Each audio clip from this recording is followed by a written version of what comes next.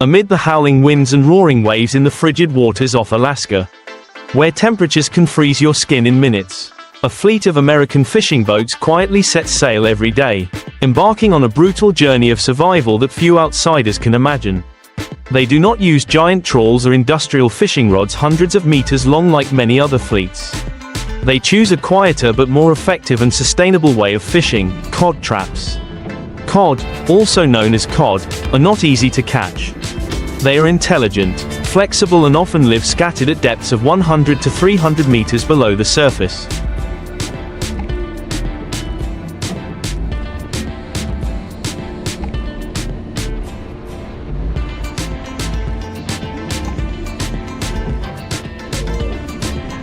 But it is the quietness and durability of the traps, a traditional fishing device that has existed for hundreds of years, that makes it difficult for even the fattest cod to resist the fishy smell of fresh bait.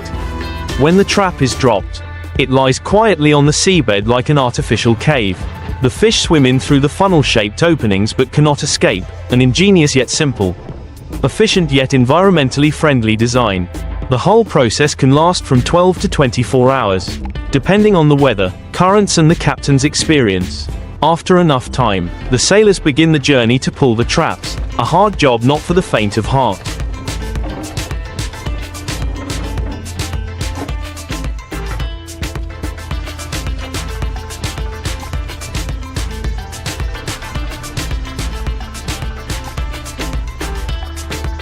The weather is bitterly cold.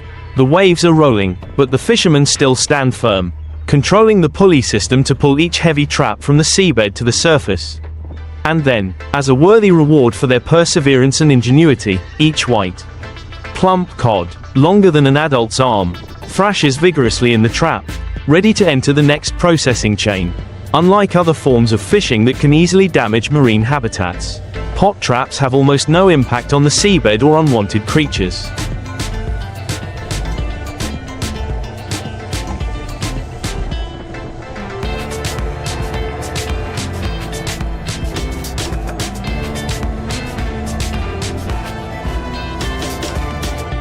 If by any chance any non-target species are caught, fishermen can easily release them alive. This method is increasingly encouraged by marine conservation organizations and is widely used in the United States, especially in Alaska and the East Coast. On deck, the atmosphere is urgent. Each cod is taken out of the trap and put into cold storage immediately to preserve its absolute freshness. Workers in thick gloves move like precision machines, cutting gills, removing organs, sorting by size. Large fish can be exported whole to Japan, Korea or Europe for very high prices. Smaller fish are filleted, frozen or processed right at the factories on shore. Each cod is part of an economic stream worth billions of dollars each year.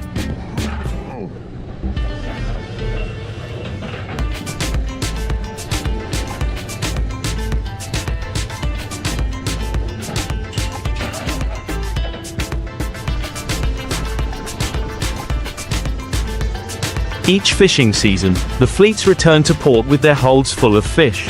They will maintain the equipment, check the traps, mend the nets, replenish the bait, and then leave the dock to go out to sea again. Like an endless cycle, children growing up in fishing villages always hear about the cod trapping profession as an epic. Some wish to follow in their father's footsteps. Others dream of another world. But no matter what, the image of the ships disappearing behind the horizon remains an eternal symbol of the strong vitality of the cold American sea. Each pot trap is not just a simple fishing tool, but also the result of hundreds of years of accumulated experience and creativity by American fishermen.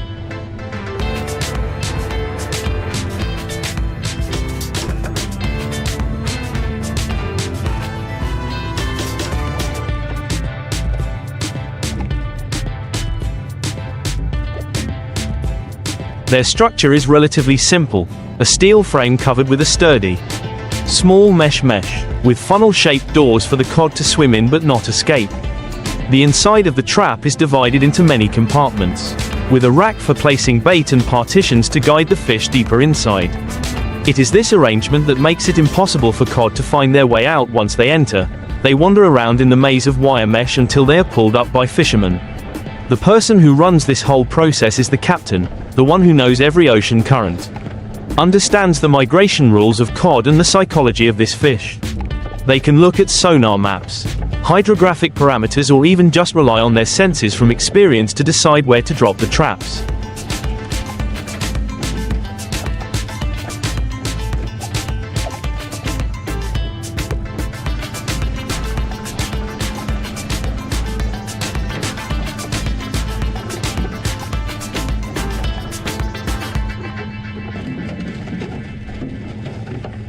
Veteran fishermen say that sometimes you can drop 200 traps and catch nothing if you set them in the wrong place. But sometimes just a few dozen traps can catch a ton of fish if the timing and terrain are right. The bait used in the trap is also an equally important part. Cod have a sensitive sense of smell and love the characteristic fishy smell. Fishermen often use salmon viscera, fish heads, squid, or a special fermented mixture that they keep secret within each family or fleet. Some swear that they only use bait marinated for 2 to 3 days to be standard. Others mix in fish oil and sprinkle breadcrumbs to create a scent that spreads underwater.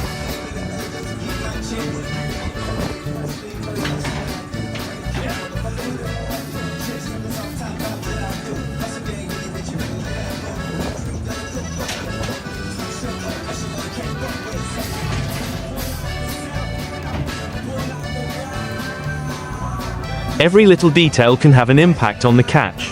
Once the bait is placed in the trap, the pots are tied with long lines and marker buoys before being released into the sea.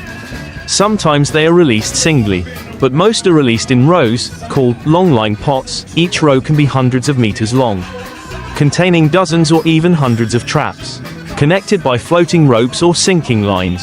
The marker buoys not only help determine the location when retrieving, but also act as a sign of ownership. Each fleet has its own color and shape of buoy, to avoid confusion or theft in the vast ocean. Once the traps are released, the crew relaxes, taking a break or repairing equipment while waiting. But that relaxation is only temporary, after 12 to 24 hours.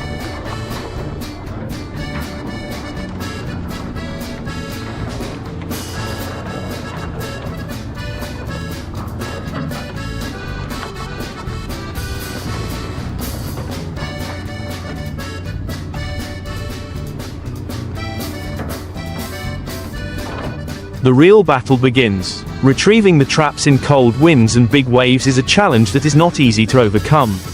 The sailors stood on the slippery deck, wearing thick waterproof jackets, hard hats and thick gloves. But the cold sea wind still seeped into every crevice of their fingers. Each trap was pulled up by a hydraulic crane or a wire reel, heavy with water and fish. When the trap reached the deck, a member would use an iron hook to hold it and slide it into a chute to dump the fish. The white cod, more than half a meter long, had wide open mouths, and their fins trembled as they were pulled from the deep cold environment.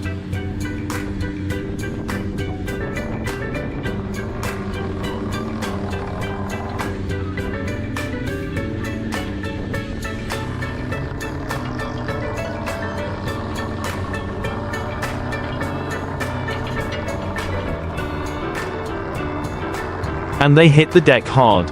Some were still alive, thrashing violently, splashing water and blood everywhere. The workers immediately put the fish into the first processing chain, removing them from the nets and sorting them by size. The largest fish, often called cod kings, were prioritized for separate crates for high-end export. The rest were transferred to the cleaning area. Here, experienced hands use sharp knives to quickly separate the intestines, cut off the gills, clean the fish, and put it in a deep freezer at -40 degrees Celsius.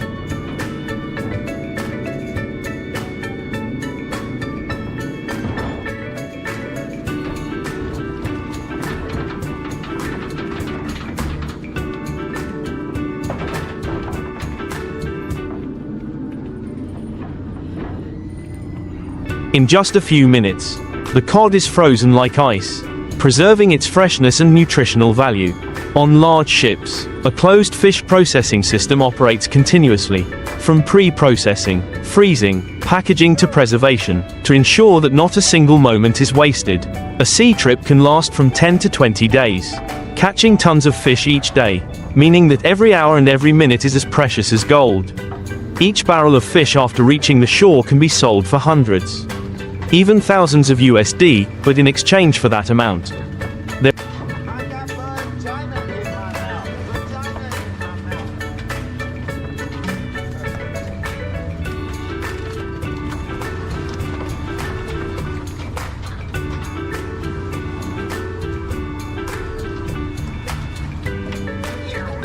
are drops of sweat, blood, and tears in the cold ocean. That story continues forever, like an underground stream that never runs dry under the cold waters of the north. The cod still swim in schools on the ocean floor. The traps still silently guard every deep spot. And the men and women on deck still steadfastly stick to their craft, a craft that is not just a livelihood, but an identity. If you have the opportunity to step on one of those ships, stand in the blinding snow, hear the wind howling through the steel cranes, and feel the chill in your heart as each trap is pulled up, you will understand why the cod trapping trade will never disappear. Because at the end of hardship, greatness is found in the simplest things.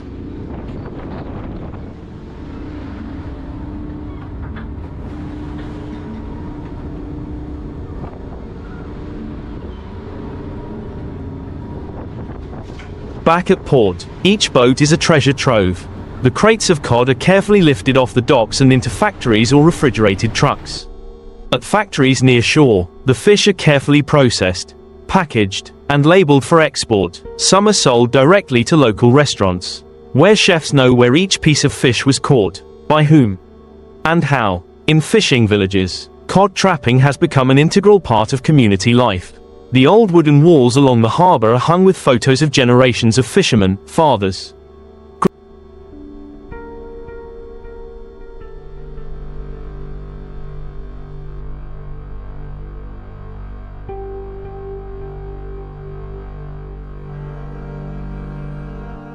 grandfathers, great-grandfathers, all of whom have put their hands on the iron trap. This tradition is not just a way of life, but an extension of identity. Even as technology changes and boats become more modern, the cod trap remains a symbol of the perseverance, diligence, and intelligence of American fishermen. At the end of the season, when the sea begins to freeze, the boats are anchored quietly, the traps are stored, the bait is dried, the ropes are neatly rolled up. The fishermen return home, spending time with their families.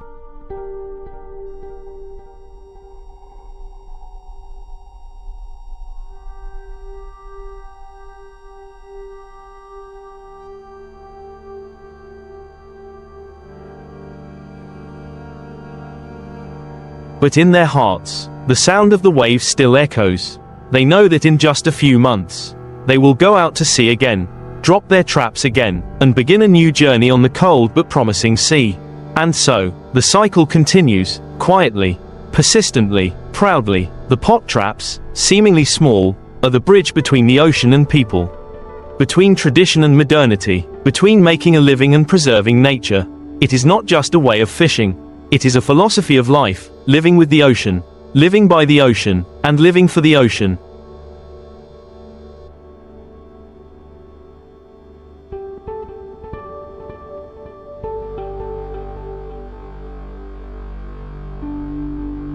In the cold, dark night of the harsh Bering Sea, where the sky never seems to clear completely in winter and the waves howl like monsters, there are people who face death day and night just to bring back the most valuable creatures from the ocean floor, giant king crabs. They are the king of crabs, with razor-sharp claws and armor as thick as steel, and that is also the reason why fishing boats in Alaska are willing to risk their lives to track them down. This is not just a fishing trip. This is a fight for survival. A journey that costs the blood and sweat of brave American men.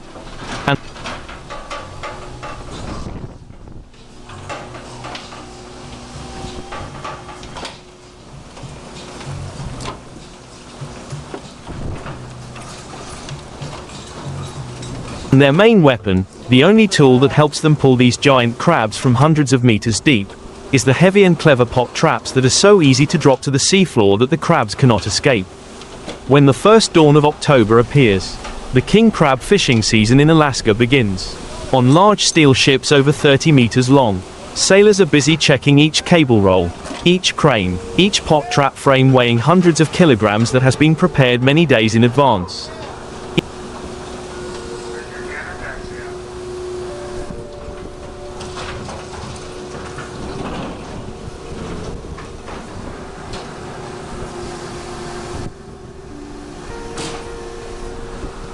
Each trap is rectangular, with a sturdy steel frame covered with durable iron mesh to withstand the terrible pressure from the ocean floor.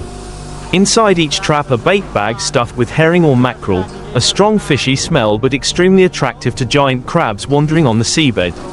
Fishermen know that just a little carelessness during the process of dropping the trap, the wrong position, or the bait is not attractive enough, hours will pass and only bring back empty traps, something that none of them want to see after 20 hours of waiting.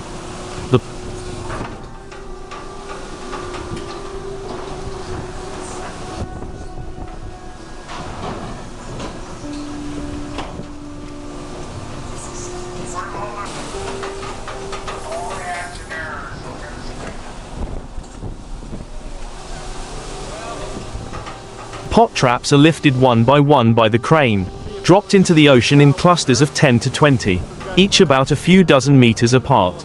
The average depth of the traps can be up to 200 to 300 meters. Where the seawater is cold and the pressure is strong enough to crush any fragile skeleton. The waiting time is about 12 to 20 hours, depending on the crab movement, the weather, and the experience of the captain. During this time, the crew eats, repairs, or simply rests a bit, but no one really sleeps, because there is always the risk of a storm coming through unexpectedly.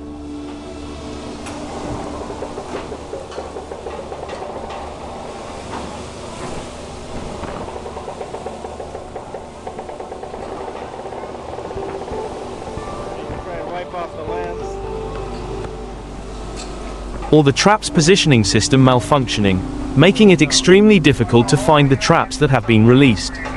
When enough time has passed, the process of pulling the traps begins. This is the most dangerous and also the most exciting part of the whole journey. Each trap is connected to a buoy by an extremely long cable. The fishermen use a specialized hook to grab the cable from the surface of the water, hook it to a hydraulic crane, and start pulling the traps up. Each trap is pulled to the surface with a hidden question: are there crabs? Roger! Count was 3-1.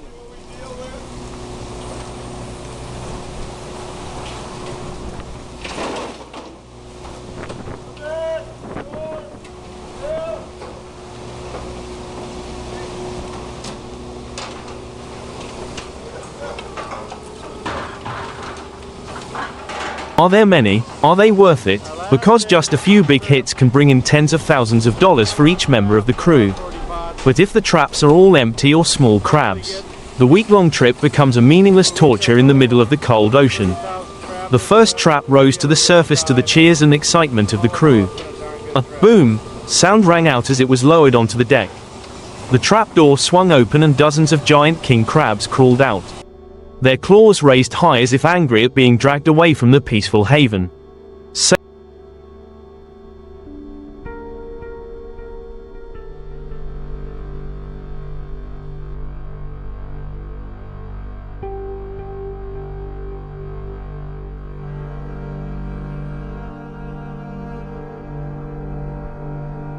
Sailors in thick protective suits and iron gloves immediately rushed in, sorting each crab. Those that met the standards, longer than 15 centimeters in the shell, weighing from 3 to 6 kilograms, would be kept. Small crabs or female crabs carrying eggs were released back into the sea to protect their natural reproduction. This strictness is not out of compassion, but a mandatory rule, and if violated, it can result in a fine of tens of thousands of dollars or the revocation of a fishing license. Each time the traps are lifted by the crane, it is an opportunity and a danger. People have had their fingers ripped off by crabs on board, or had their traps pulled around their bodies, throwing them into the sea. With water temperatures near 0 degrees Celsius, survival time is measured in minutes. Therefore, every operation must be precise and fast, but never rushed. There is no room on board for the faint-hearted or the undisciplined.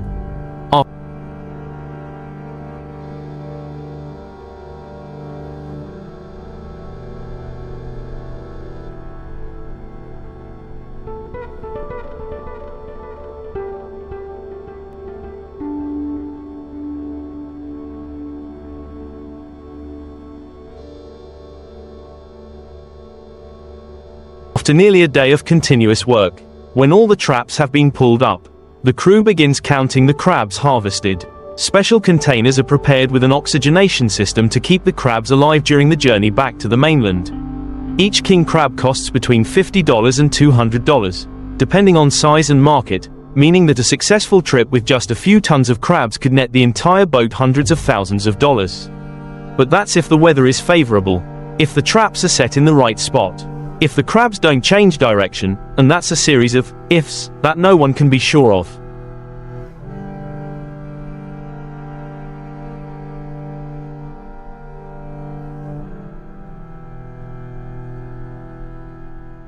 As the boat began to head back to port, amid thick fog and a knife-like wind, the fishermen finally had a hot meal in the air of relief.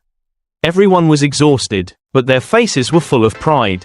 They had just overcome another journey in the middle of the deadly ocean, exchanging their strength, spirit and even their lives to bring back the crab species that is considered a treasure of the sea. The trip had just begun.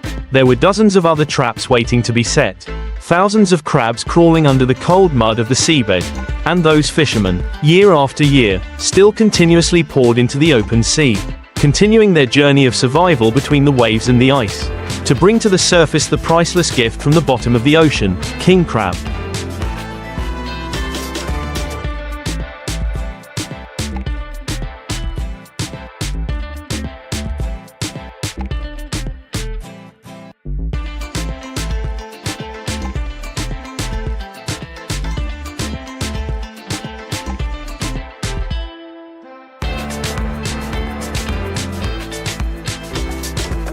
The journey to hunt king crabs is not only a way to make a living but also a symbol of the courage, resilience and steely spirit of American fishermen in the harsh ocean.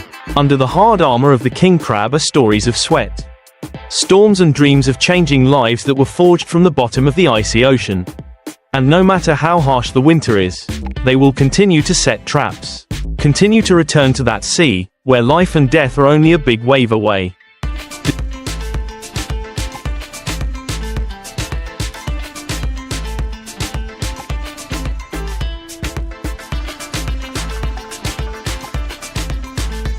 Despite facing storms, biting cold and danger lurking every minute on deck, American fishermen still keep rushing out to the ocean, as if that place is an undeniable destiny. With each trap dropped, it is a life and death gamble between man and nature, between human strength and the fierce ocean.